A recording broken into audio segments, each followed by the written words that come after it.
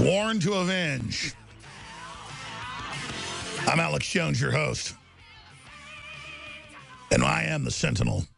We're all, no matter what color we are, where we came from, if we want justice, if we love truth, if we love to take care of the innocent, if we want to be honorable, if we want to be strong, if we want to take on bullies, then that's the spirit God put in you. That's the light shining out in the dark. We're all brothers and sisters in that fight. We're getting our next guest on. Got a bunch of other guests today. Ton of news to get to. But there's no doubt now they're coming after Trump.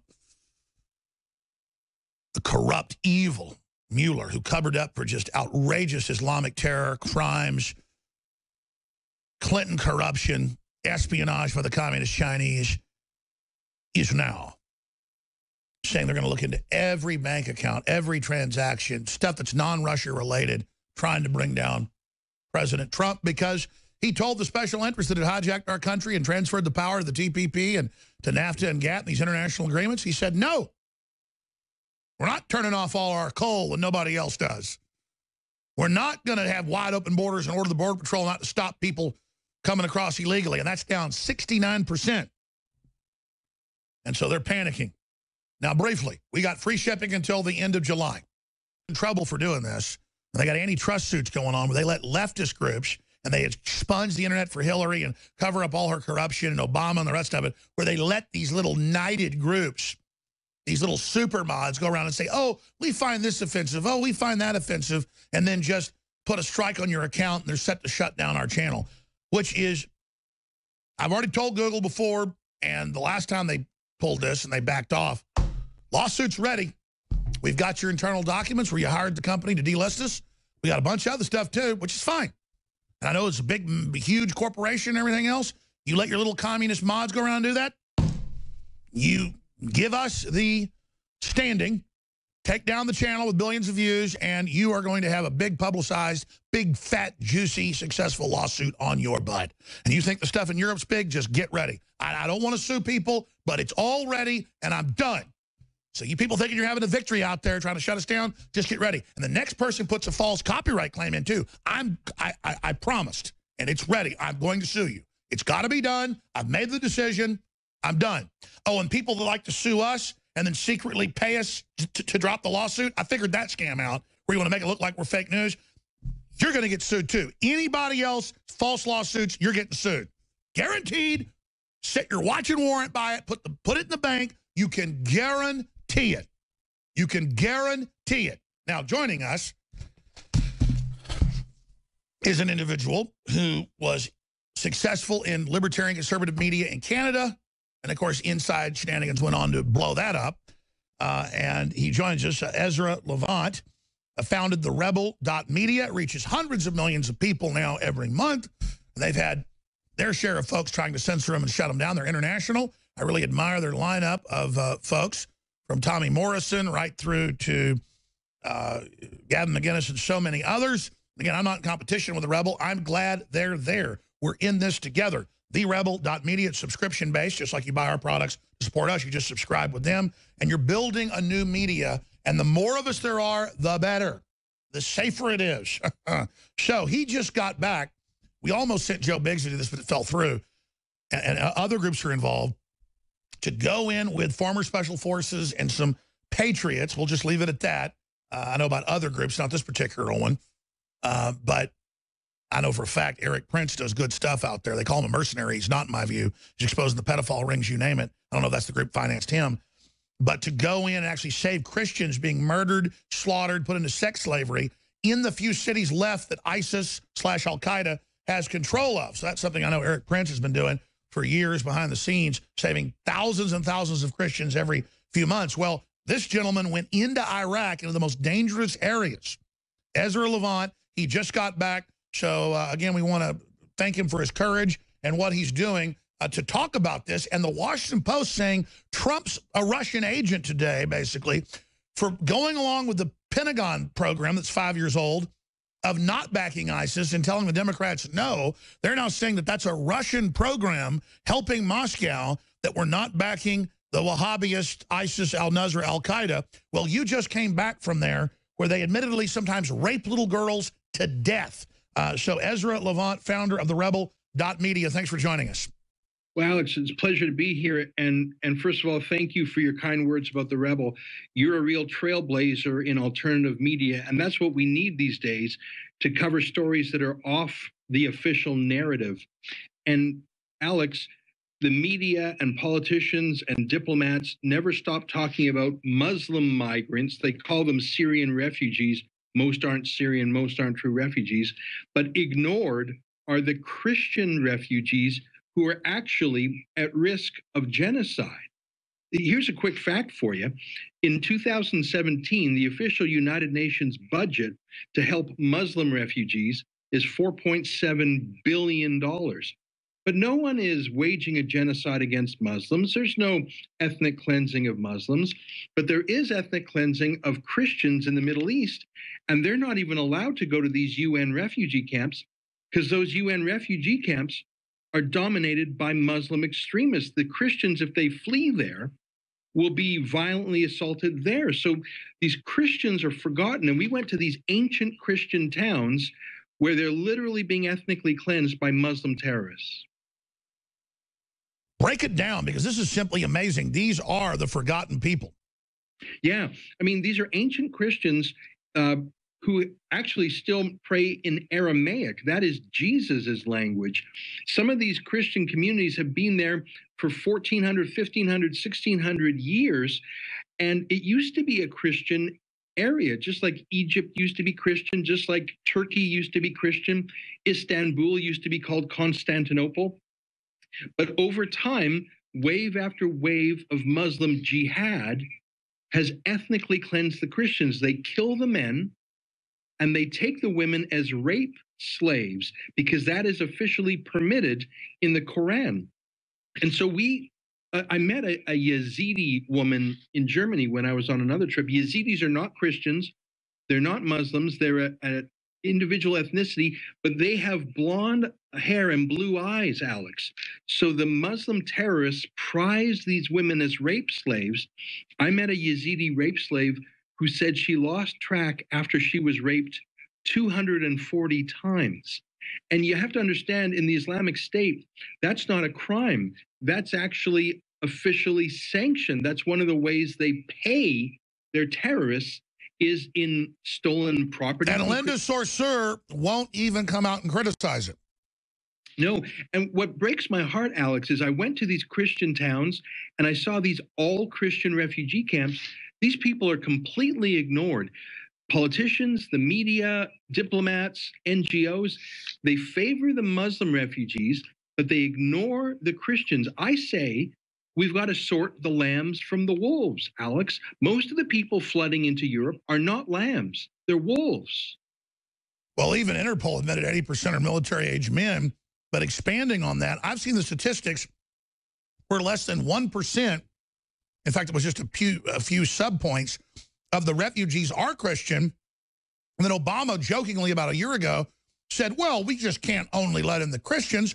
We got to let in the Muslims. But in truth, he laughed about it because he knows the UN program discriminates and doesn't even let Christians get out because they're slated for extermination. Why is that? Well, it goes back to the Quran. The Quran talks about converting any infidels. And so when we were in Iraq, we saw an Islamic State edict. Remember, the Islamic State, it's like a proto-country. So they have judicial announcements that are called fatwas. And any Christians in these little towns that have been there for more than 1,000 years, Alex, they're given an ultimatum: either flee, pay the jizya tax of submission, or be killed by the sword. So this is rooted in the Quran. And they kill the men, they rape the women. I went to a church in the little Christian town of Batnaya that was conquered by ISIS, held for 2 years, and only recently liberated. The Christians have not yet returned to this ancient town. I went into the church and I saw anti-Christian graffiti like, "We will kill you, leave or be killed, this is Muslim property, there are no Christians allowed in the Islamic State." It was written in Arabic, but it was also written in German. And that tells me, Alex, that there were German Muslims who went to Iraq to rape and plunder and desecrate these churches.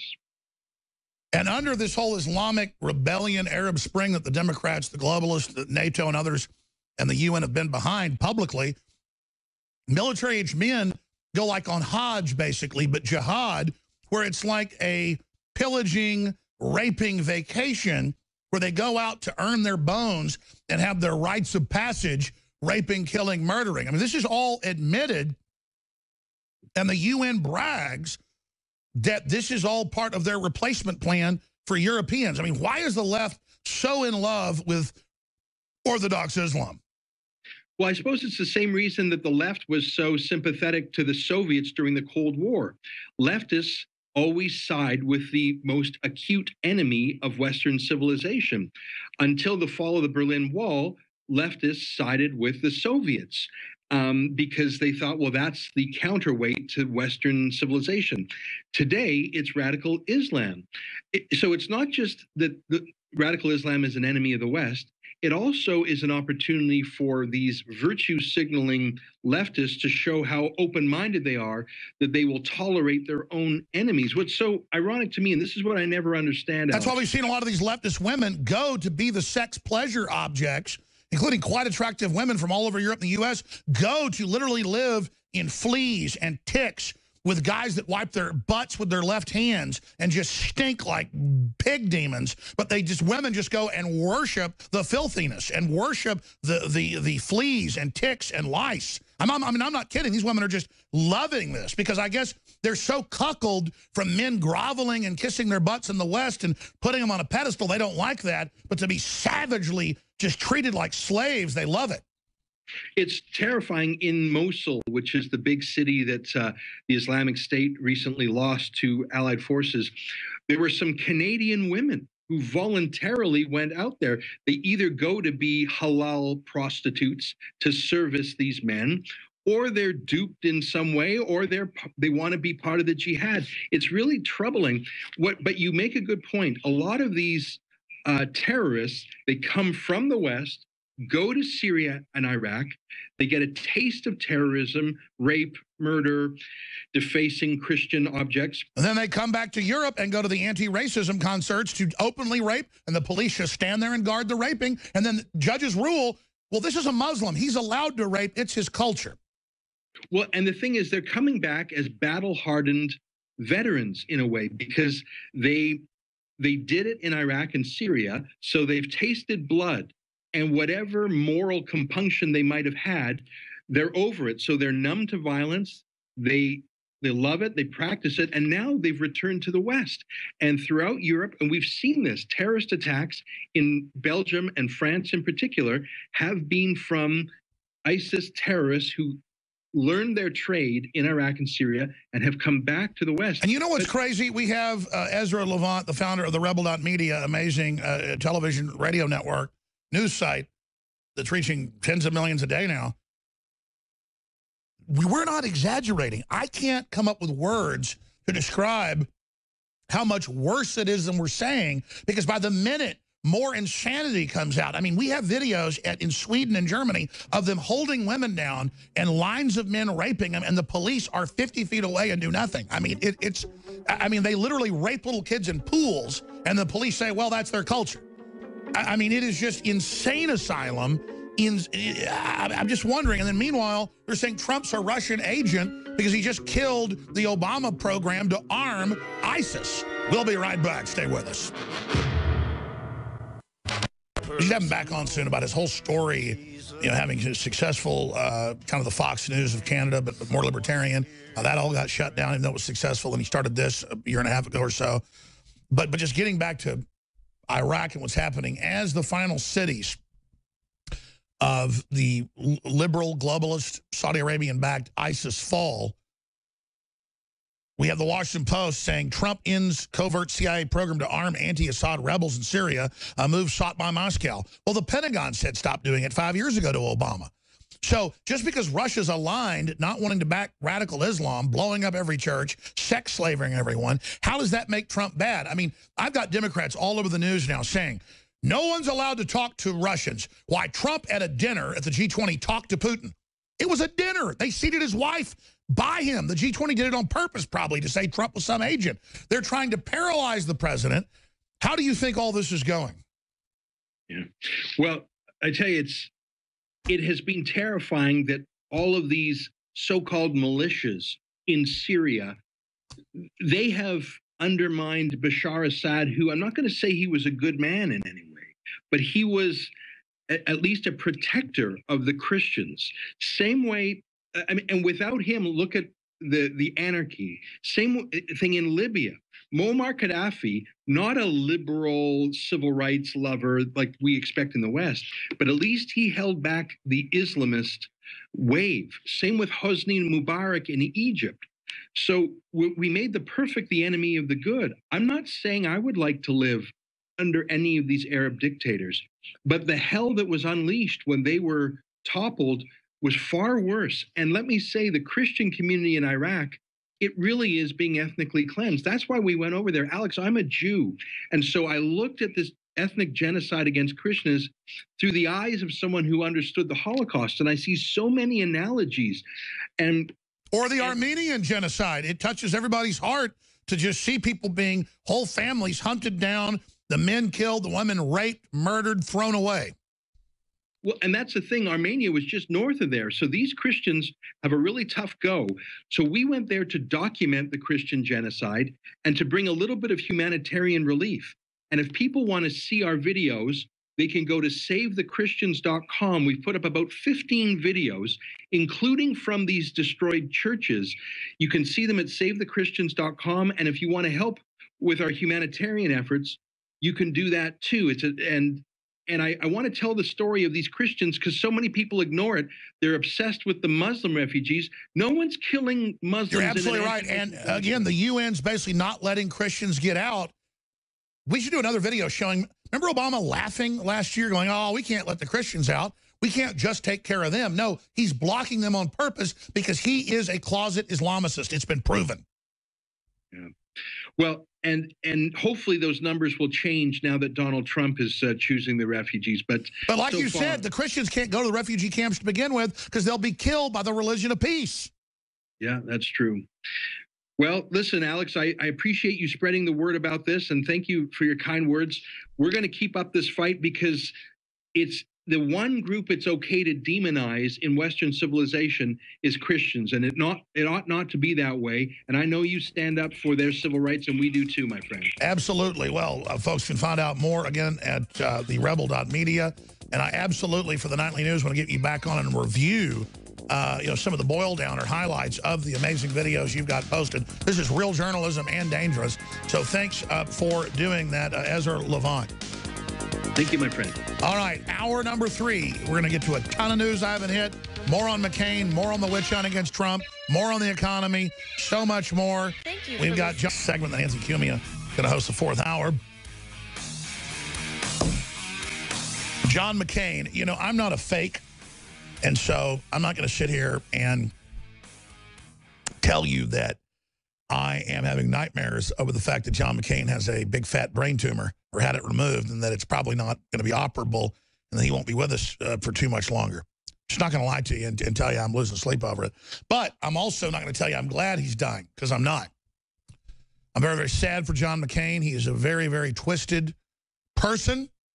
He's been compromised since the Keating 5, which was totally illegal, ripping people off with fake bonds.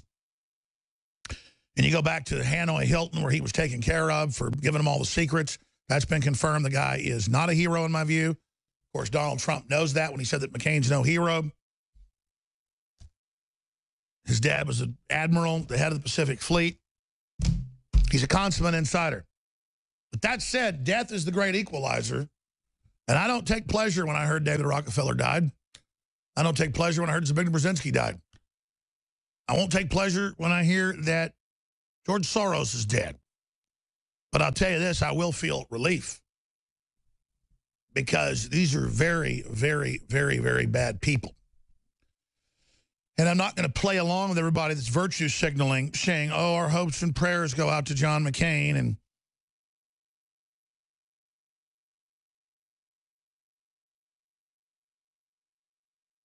just for the mere reason of sounding like I'm a loving, compassionate person.